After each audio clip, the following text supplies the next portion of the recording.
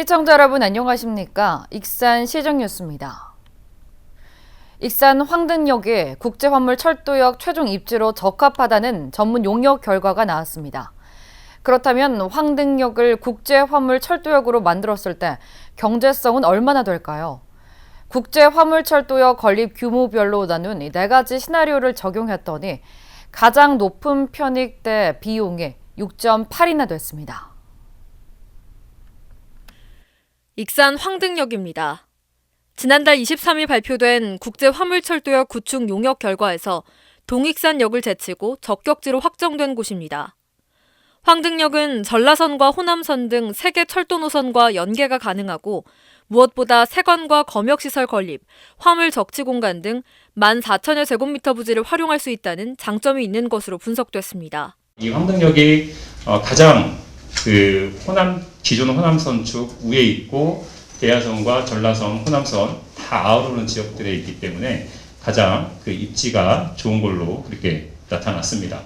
그렇다면 국가 철도망 구축 계획 반영에 있어 중요한 척도인 경제성은 어떨까?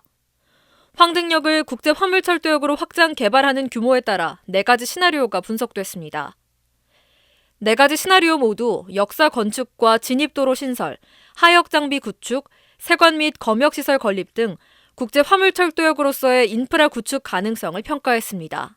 화물 처리 집적화 면적을 포함한 전체 규모를 28,000여 제곱미터부터 6,400여 제곱미터까지 4가지로 분류했습니다. 건립 사업비는 541억 9천만 원에서 663억 8천만 원까지 추정됐습니다.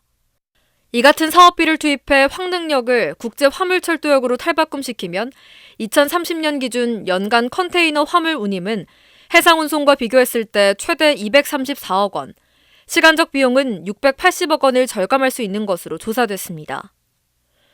연간 최대 컨테이너 처리 물량은 6만 6천여 TEU까지 가능한 것으로 예측됐습니다. 이를 국토부 교통시설 투자 평가 지침 등에 적용하면 최종 편익 비용 값은 4가지 시나리오에 따라 최대 6.8에서 최소 1.64로 나왔습니다. 기준치인 1.0을 모두 넘어섰습니다. 익산시는 다음 달까지 용역안을 최종 수립해 국제 철도 중심 도시를 구축하기 위한 대응 활동에 주력할 계획입니다. 그래서 남북한 철도나 유라시아 철도 연결해서 미리 대비하자는 측에서 용역을 한 것이고요. 국제 철도 대비해서 황등역을 어떻게 할 것인가. 한편 전문 용역에서는 생산 파급 효과 2,004억, 연간 고용 유발 250명으로 예측된 국제 농기자재 유통단지를 황등역 유휴부지에 구축하는 활용 방안도 제안됐습니다. 익산시가 제4차 국가철도망 구축 계획에 현안 사업이 반영될 수 있도록 행정력을 집중하기로 했습니다. 정한율 익산시장은 지난달 26일 열린 간부회의에서 오는 6월 제4차 국가철도망 구축 계획의 최종안이 확정될 때까지 모든 노력을 다해줄 것을 당부했습니다. 익산시는 이번 4차 계획안에 익산역 유라시아 철도 거점역 선정과 국가식품 클러스터 산업선 건설을 건의했습니다. 익산시가 반도체 소재 기업인 타코마 테크놀로지와 투자 협약을 맺었습니다. 이번 협약으로 타코마 테크놀로지는 오는 2022년까지 103억 원을 들여 제3산단 2만여 제곱미터 부지에 공장을 건립할 계획입니다. 공사는 올해 말 완공을 목표로 오는 5월에서 6월 중 착공할 예정이며 30여 명의 지역 인재를 추가로 채용할 계획입니다. 국가식품 클러스터의 기업 입주가 이어지고 있습니다. 한국식품산업클러스터진흥원은 남도꼬막과 분양 계약을 체결했다고 밝혔습니다. 남도꼬막은 11,000여 제곱미터 부지에 67억 원을 들여 가공 공장을 짓게 되며 고용 효과는 25명으로 예상되고 있습니다. 2017년 말에 준공된 이후 12개 기업 지원 시설이 들어선 국가식품 클러스터는 지금까지 103개 기업을 유치했고 분양률은 65%로 높아졌습니다. 익산의 대표적인 백제 유적인 쌍릉에는 애물단지인 송전탑이 있습니다. 이 송전탑이 사라지게 됐습니다. 문화재청과 익산시, 한전이 협약을 맺고 사업비 30억 원을 들여 지중화하기로 했습니다. 지중화공사에 들어가기 위해 해당 부지에 대한 문화재 발굴 조사가 착수됐습니다. 익산 쌍릉 주변에 있는 대형 송전탑. 주변 부지에 대한 문화재 발굴 조사가 시작됐습니다.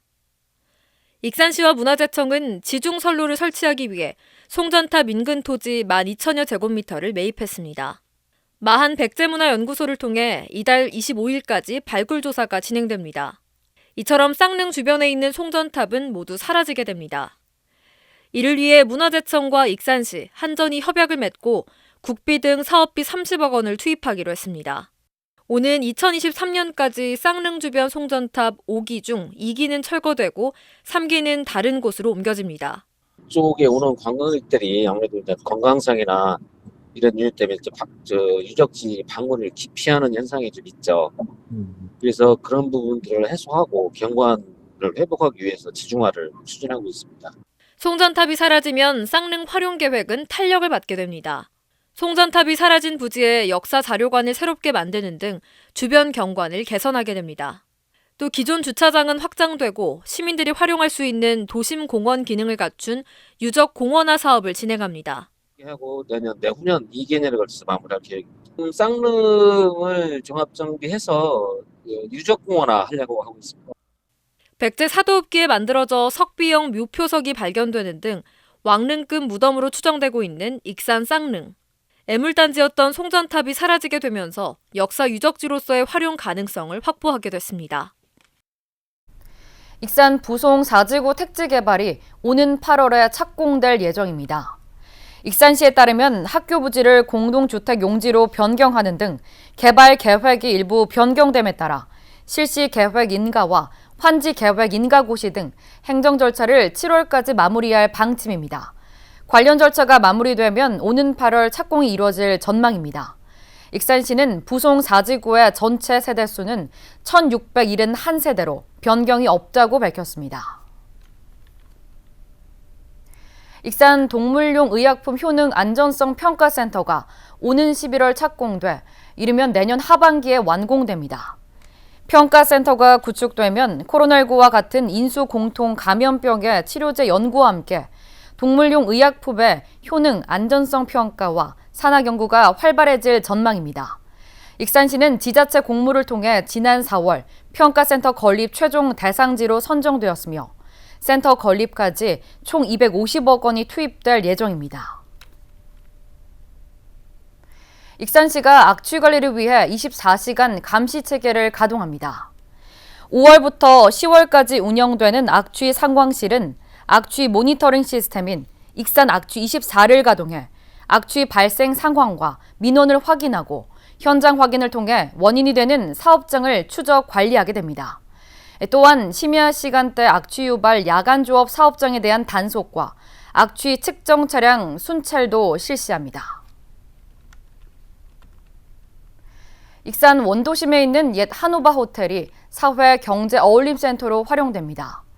익산시가 이 건물을 청년 창업과 사회적 경제 육성 등에 사용하기로 하고 보수 개선에 59억 원을 투입하기로 했습니다.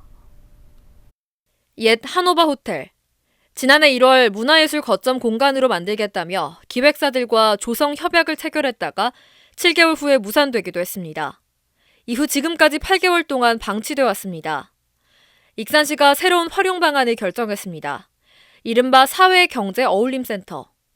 청년 창업과 사회적 경제 등에 대해 통합지원 거점 시설이 필요하다고 보고 개보수 작업 등에 59억 원이 투입됩니다. 6개월 정도의 공사를 거쳐 11월이면 문을 열게 됩니다. 공기는 6개월 줘가지고 10월이면은 완료될 것 같은데.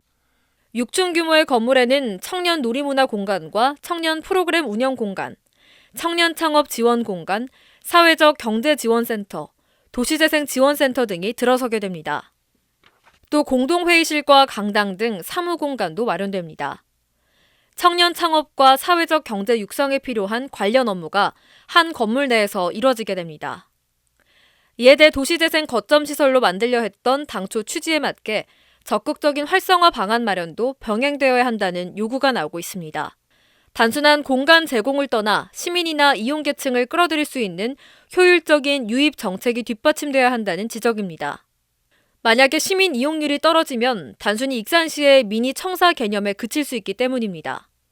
원래 그 당초의 목적이었던 어떤 그 다양한 시민들이 그 활용할 수 있는 공유 공간, 그 다음에 예술 공간, 그 다음에 여행자들이 활용할 수 있는 공간, 이런 공간들이 검토가 되었었는데요.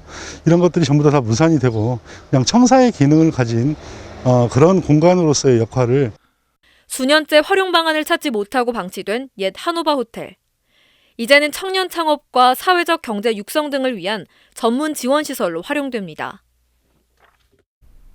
익산 치매 안심센터가 지역 약국 6곳을 치매 안심 가맹점으로 지정했습니다. 치매 안심 가맹점으로 지정된 곳은 익산시 약사회 소속 굿모닝 약국, 태평양 약국, 스마일 약국, 정성 온누리 약국과 태양당 약국, 알파 약국입니다. 지정된 가맹점들은 치매 노인을 발견할 경우 신속하게 신고하는 등 치매 환자와 부양 가족들을 위한 역할을 하게 됩니다. 또 치매 안심 가맹점은 치매 파트너 교육을 받은 개인 사업장을 대상으로 지정했습니다. 익산시가 시민들의 코로나19 극복을 위한 다양한 문화 행사를 진행합니다. 시는 문화가 있는 날과 더불어 다양한 문화 행사를 진행했다고 밝혔습니다. 왕궁리 유적 전시관과 만박물관에서는 비대면 체험 프로그램을 운영하고 모현, 마동 등의 시립도서관에서는 대출받을 수 있는 책을 2배로 늘렸습니다. 또한 지난 30일 익산 예술의 전당에서 펑키 온라인 콘서트가 유튜브 생중계로 진행됐습니다. 익산시가 영농지원 바우처 사업을 확대합니다. 익산시는 코로나19로 매출액이 감소한 7개 농업 분야를 대상으로 100만 원 상당의 바우처를 지급한다고 밝혔습니다. 지원 대상은 화훼, 겨울 수박, 학교 급식 납품, 친환경 농산물 재배, 농촌 체험 휴양마을 등입니다. 바우처 지급 신청은 관련 증빙 서류를 갖춰 5월 14일까지 거주지 주민센터에 신청하면 됩니다. 다음은 읍면동 소식입니다. 익산 영등이동 지역협의체가 가정의 달 5월을 맞아 저소득 다자녀 가정 30세대에 5만 원 상당의 식사권과 간식권 등 총 150만 원의 상품권을 전달했습니다. 익산 함라면 지역협의체가 홀몸 어르신을 포함해 생활이 어렵고 거동이 불편한 취약계층의 이불을 수거해 세탁 후 전달하는 세탁 지원 사업을 진행했습니다.